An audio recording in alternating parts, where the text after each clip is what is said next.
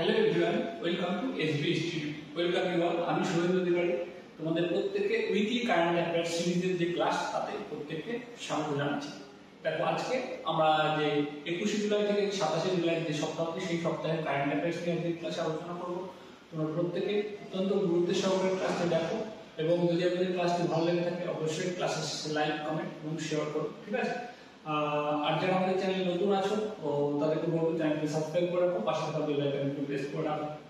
চলো, যে আমাদের ক্লাসে আমাদের চ্যানেলে কিন্তু সমস্ত সাবজেক্টের কনসেপ্ট প্লাস এমসিকিউ এর ক্লাস দেওয়া হয়। এছাড়াও যে এক্সাম ওরিয়েন্টেড সমস্ত কিছু নোটিফিকেশন কিন্তু এই যে চ্যানেলে প্রোভাইড করা হয়। সেজন্য বলবো সাবস্ক্রাইব করে রাখো, তোমাদের কাজে আসবে। চলো তাহলে আমি শুরু করবো। প্রথম স্লাইড কি আছে দেখো। দেখো, কার্গিল বিজয় দিবস খুব গুরুত্বপূর্ণ একটা দিন। কার্গিল বিজয় দিবস, তাই সেই দিনটি কবে? 26শে জুলাই। দিনটি কত? 26শে জুলাই। আবার দেখো এই 26 জুলাই দিনটিকে কার্গিল বিজয় দিবস হিসেবে পালন করা হয়। প্রত্যেকটা জিনিসের কিন্তু ইনফরমেশন আছে। এই দিনটিতে পাকিস্তান এবং ভারতের কোন দুটি দেশের মধ্যে আছে? পাকিস্তান এবং ভারতের কাশ্মীর কার্গিল যে সংঘাত শুরু হয়েছিল তা সমাপ্ত হয় অপারেশন বিজয়ের মাধ্যমে। তাহলে অপারেশন বিজয় কোথায় হয়েছিল? যে কার্গিল যুদ্ধের যে যে যুদ্ধটা আর কি সেটা অপারেশন বিজয় নামে পরিচিত। তাই এই দিনটি শুধু যে কার্গিল বিজয় দিবস তা নয়, দিনটি মনে করিয়ে দেয় কি সেই সমস্ত সৈনিকদের কথা যারা এই যুদ্ধে তাদের দেশপ্রেম, আত্মবলিদানের কথা, অদম্য সাহসিকতা নিয়ে প্রাকৃতিক প্রতিকূলতার বিরুদ্ধে গিয়ে ভারত মায়ের গৌরব ফিরিয়ে আনে। ঠিক আছে, আর কি ফিরিয়ে এনেছিলেন ভারত মায়ের সেই বীর সৈনিকদের কথা। তাই তো 2024 কার্গিল বিজয় দিবস 25 বছর পূর্ণ হলো। দেখো এই স্লাইডটিতে কিন্তু কোশ্চেনটা আমরা না পেলেও কিন্তু অত্যন্ত আমাদের দেশ বা অ্যাজ এ নাগরিক মানে সিটিজেনশিপ, ঠিক আছে, আমাদের ভারতবাসী হয়ে হিসেবে আমাদের কিন্তু অত্যন্ত গুরুত্বপূর্ণ এই বিষয়টি জানা। সেই জন্য কিন্তু আমি ডিটেলসটা রেখেছি। আমি আশা করব তোমাদের ভালো লাগবে। আর তাহলে অপারেশন বিজয় পাচ্ছি, আর ঠিক আছে, আর অপারেশন সাদা সাগর, ঠিক আছে, এটা কি যে ভারতীয় বিমান বাহিনী যে কার্গিল যুদ্ধে হস্তক্ষেপ করেছিল মানে আর কি যে সাহায্যটা করেছিল, ঠিক আছে, যে অংশগ্রহণ করেছিল তাদের যে বিমান বাহিনীর যে অপারেশনটা সেটা অপারেশন সাদা সাগর নামে পরিচিত। ক্লিয়ার? তারপর দেখো রাতাপানি বন্যপ্রাণী অভয়ারণ্য।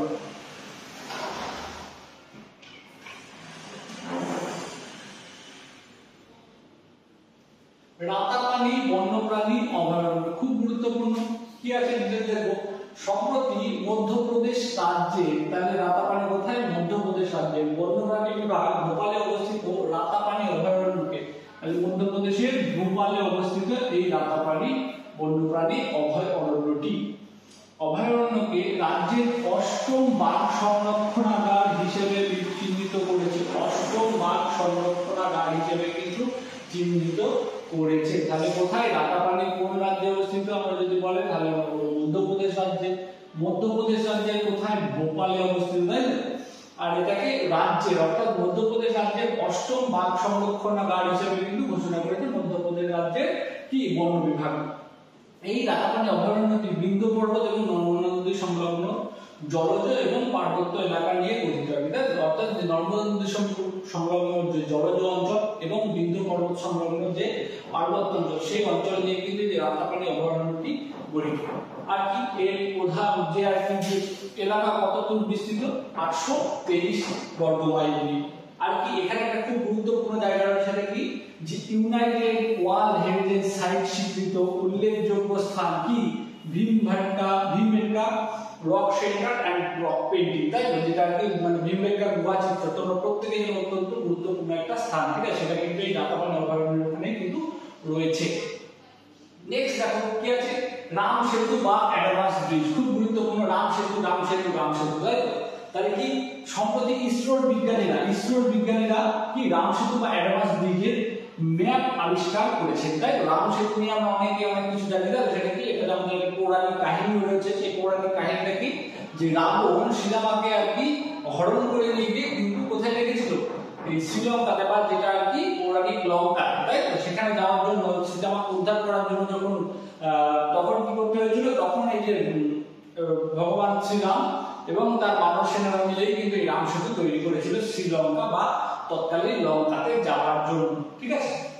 আর কি বলছে এই রাম সেতু ভারতের দক্ষিণ পূর্ব উপকূলে অবস্থিত রামেশ্বর দ্বীপ আর কি শ্রীলঙ্কার উত্তর পশ্চিম উপকূলে অবস্থিত মান্নার দ্বীপকে সংযুক্ত করছে। তাহলে দেখো এই রামসেতু কোন দুটি দ্বীপকে সংযুক্ত করছে, এক রামেশ্বর দ্বীপ আর কি মান্নার দ্বীপকে।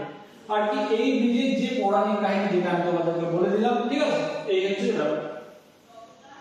তারপর দেখো botanical survey of India. Botanical survey of India কি বলছে, ইন্ডিয়ার গবেষকরা সম্প্রতি একটি নতুন প্রজাতির উদ্ভিদ আবিষ্কার করেছে। বোটানিক্যাল সার্ভে অফ ইন্ডিয়া, তাহলে সম্প্রতি নতুন প্রজাতির উদ্ভিদ আবিষ্কার করেছে কারা, যে বোটানিক্যাল সার্ভে অফ ইন্ডিয়ার গবেষকেরা। কে উদ্ভিদটির নাম কি, ফ্লোবোক্যান্থাস সুধাংশেখরি, খুব ভালো করে সরি, ঠিক আছে, সুধাংশুশেখরি, সুধাংশুশেখরি, ভালো করে দেখো, ফ্লোবোক্যান্থাস সুধাংশুশেখরি। সুধাংশুশেখর দাস, যিনি একজন বোটানিক্যাল সার্ভে অফ ইন্ডিয়ার স্বনামধন্য গবেষক, তার নাম অনুসারে কিন্তু এই উদ্ভিদের নাম রাখা হয়েছে কি, ফ্লোবোক্যান্থাস সুধাংশুশেখরি। ক্লিয়ার? আর কি এই উদ্ভিদ কি বলছে, অ্যাকান্থাসিয়া ফ্যামিলির অন্তর্গত আর কি ফ্লোবোক্যান্থাস জেনাসের অন্তর্ভুক্ত। খুব ভালো, তাহলে কোন ফ্যামিলির অন্তর্গত যদি বলে আমার কোশ্চেন কি আসে, এই যে ফ্লোবোক্যান্থাস সুধাংশুশেখরি কোন ফ্যামিলির অন্তর্গত বলে, তাহলে বলবো আমরা অ্যাকান্থাসিয়া, তাই তো। আর কি যদি বলে কোন জেনাসের অন্তর্গত, তাহলে বলবো ফ্লোবোক্যান্থাস, তাই তো। যে আর কি উদ্ভিদ বা প্রাণীগুলো আবিষ্কার হয় সেগুলো আর কি কোন প্রজাতি, কোন ফ্যামিলি, কোন জেনাসের, এগুলো থেকে জেনারেলি কোশ্চেন আসে, ঠিক আছে। আর কোন অঞ্চলে আবিষ্কার হয়েছে সেটা থেকেও কিছু কিছু কোশ্চেন চলে আসে, তাহলে আমাদের সবগুলো কিন্তু মনে রাখতে হবে। তারপরে দেখো জনঔষধি কেন্দ্র, খুব গুরুত্বপূর্ণ কোশ্চেন আসার মতো। জনঔষধি কেন্দ্র কি, সম্প্রতি ভারতীয় বিদেশ মন্ত্রী এস জয়শঙ্কর বা সুব্রমণিয়াম জয়শঙ্কর তার রিপাবলিক অফ মরিশাস সফরে, রিপাবলিক অফ মরিশাস সফরে কি বলছে 16 এবং 17 জুলাই, তাহলে মরিশাস সফরে ছিলেন তিনি 16 এবং 17 জুলাইতে। আর কি একটি যৌথ মিটিং এ, তাহলে একটি যৌথ মিটিং এ অর্থাৎ যে মরিশাস এবং ভারতের যৌথ মিটিং এর কারণে তিনি 16 এবং 17 জুলাই কোথায় ছিলেন, মরিশাস সফরে, তাই তো। সেখানে তিনি কি করেছেন দেখো, এখানে তিনি প্রথম ভারতের বিদেশি জনঔষধি কেন্দ্র স্থাপন করে। তাহলে বিদেশি জনঔষধি কেন্দ্র কোথায় স্থাপন হয়েছে, মরিশাসে, তাই তো। ভারতের প্রথম বিদেশি জনঔষধি কেন্দ্র কোথায় স্থাপিত হয়েছে, মরিশাসে, তাই তো। মরিশাসের প্রধানমন্ত্রী কি, প্রবীণ কুমার যুগনাথ এই উপস্থিতিতে। তাহলে এই যে কাজটা হয়েছে, তাই তো, কোন কাজটা হয়েছে, তিনি যে আর কি বিদেশে ভারতের প্রথম জনঔষধি কেন্দ্র স্থাপন করেছে মরিশাসে, কার উপস্থিতিতে, নাকি মরিশাসের প্রধানমন্ত্রীর উপস্থিতিতে। এছাড়াও তিনি পোর্ট লুইস হচ্ছে কি, যেটা হচ্ছে যে বিমানবন্দর, আর পোর্ট লুইস হচ্ছে কি মরিশাসের রাজধানী, তাই তো।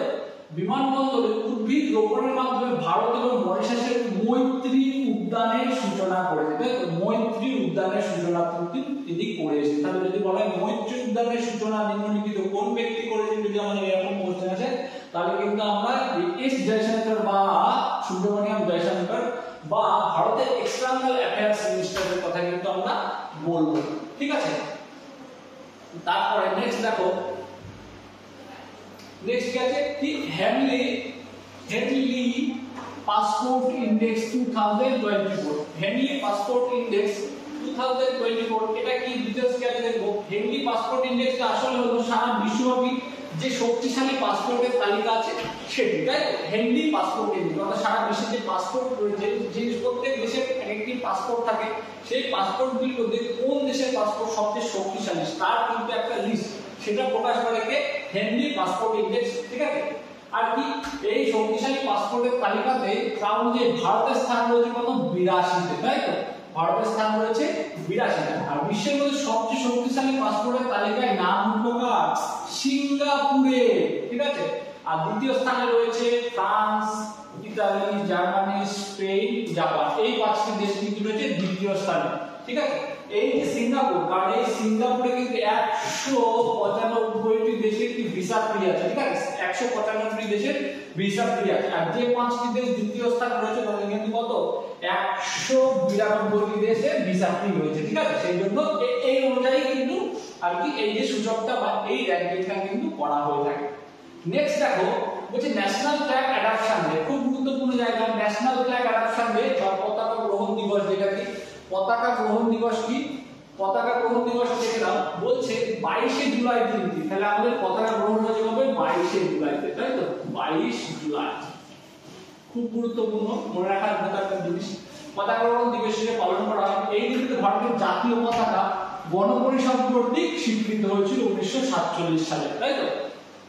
যার নকশা করেছিল কে? পিঙ্গালি ভেঙ্কাইয়া। খুব গুরুত্বপূর্ণ নাম পিঙ্গালি ভেঙ্কাইয়া, যে কিন্তু ভারতের হচ্ছে যে জাতীয় পতাকার নকশা করেছিল বা ডিজাইন করেছিল। এটা একটা স্ট্যাটিস্টিক্যাল কোশ্চেন। আর এটি 77তম ন্যাশনাল ফ্ল্যাগ অ্যাডাপশন ডে, তাই তো। আর তাহলে আজ থেকে 77 বছর আগে ভারতের যে ন্যাশনাল ফ্ল্যাগ সেটা কিন্তু কি করা হয়েছিল? সেটা কিন্তু অ্যাডাপ্ট করা হয়েছিল বা গ্রহণ করা হয়েছিল, যার নকশা করেছে পিঙ্গালি ভেঙ্কাইয়া। তারপরে দেখো, ভারতের জাতীয় পতাকা ভারতের স্বাধীনতা সংগ্রামকে চিহ্নিত করে। আর কি, পতাকার উপরে যে রংগুলি, প্রত্যেকটা রঙের কিন্তু একটা প্রতীক আছে, তাই তো। সেই রঙের প্রতীকগুলো কিন্তু আমাদের জেনে রাখা উচিত ভারতবাসী হিসেবে। কি কি? পতাকার উপরে যে গেরুয়া রংটি শক্তি এবং সাহসিকতার ইঙ্গিত দেয়, মাঝখানে নীল অশোক চক্র সংবলিত সাদা রংটি কি দেয়? ধর্মচক্রের সাথে শান্তি এবং সত্যের নির্দেশ দেয়।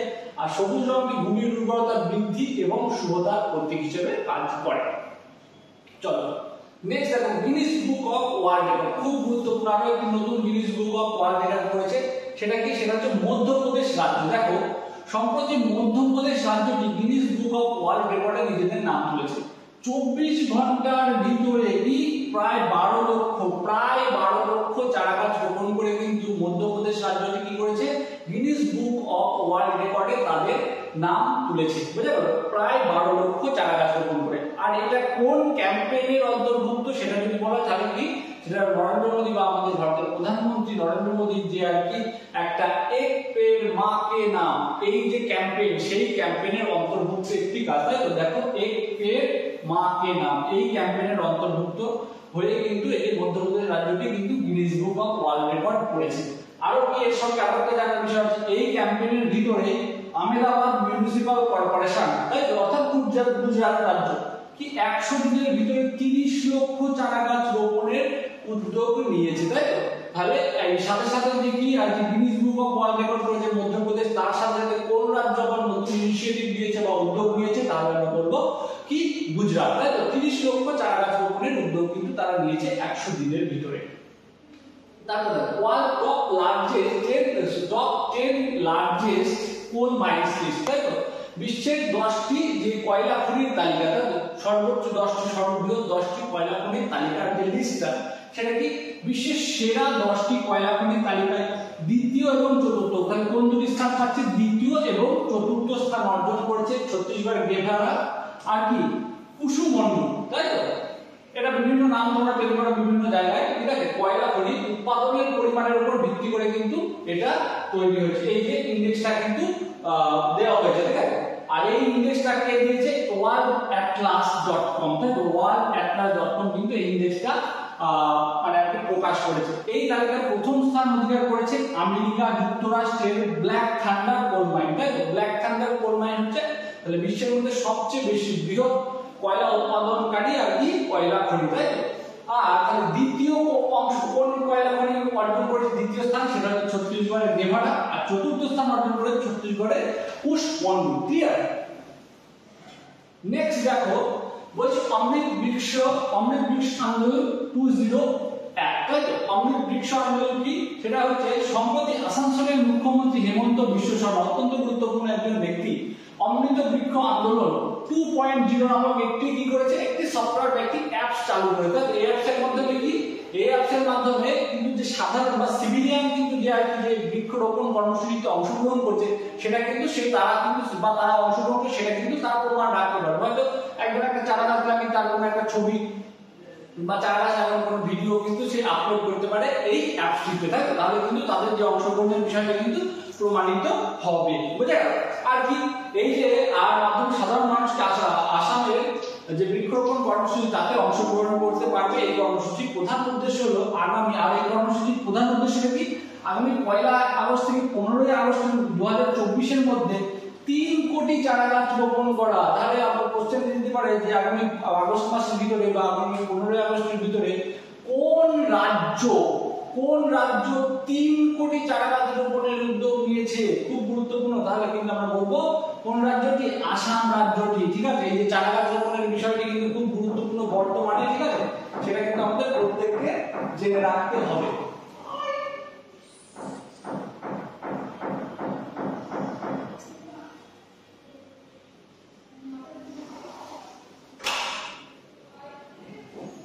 তারপরে দেখো ফ্রিগেট ত্রিপুট। ফ্রিগেট কথার অর্থ হচ্ছে রণতরী বা যুদ্ধ জাহাজ, তাই তো?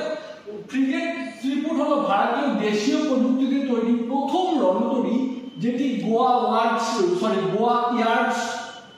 ইয়ার্ডস লিমিটেড দ্বারা কি হয়েছে? শিপইয়ার্ড লিমিটেড দ্বারা কিন্তু নির্মিত হয়েছে। তাহলে গোয়া শিপইয়ার্ড লিমিটেড দ্বারা নির্মিত প্রথম ইন্ডিজিনিয়াস বা দেশীয় প্রযুক্তিতে তৈরি রণতরীর নাম কি? ত্রিপুট, তাই তো? আর এটি হচ্ছে একটি উন্নত যুদ্ধ প্রযুক্তি সম্বলিত রণতরী। এটি উন্নত যুদ্ধ প্রযুক্তি সম্বলিত রণতরী। আর এই যে গোয়া শিপইয়ার্ড লিমিটেড কিন্তু এই রণতরী আবিষ্কারের পরে কিন্তু কি হয়েছে, যে আমাদের যে ভারতের প্রতিরক্ষা বিভাগ কিন্তু তাকে আরো দুটি এরকম রণতরী তৈরির কিন্তু বরাত দিয়েছে। বোঝা গেল?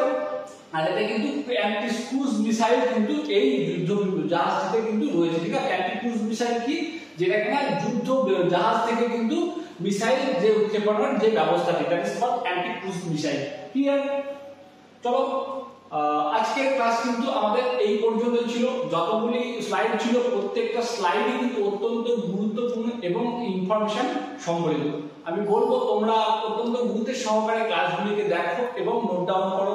আর যদি আমাদের ক্লাসগুলি ভালো লেগে থাকে অবশ্যই লাইক, কমেন্ট এবং শেয়ার করো। আর যারা নতুন আমাদের চ্যানেলটি দেখছো তারা চ্যানেলকে সাবস্ক্রাইব করে রাখো এবং পাশে থাকা বেল আইকনটিকে প্রেস করে রাখো।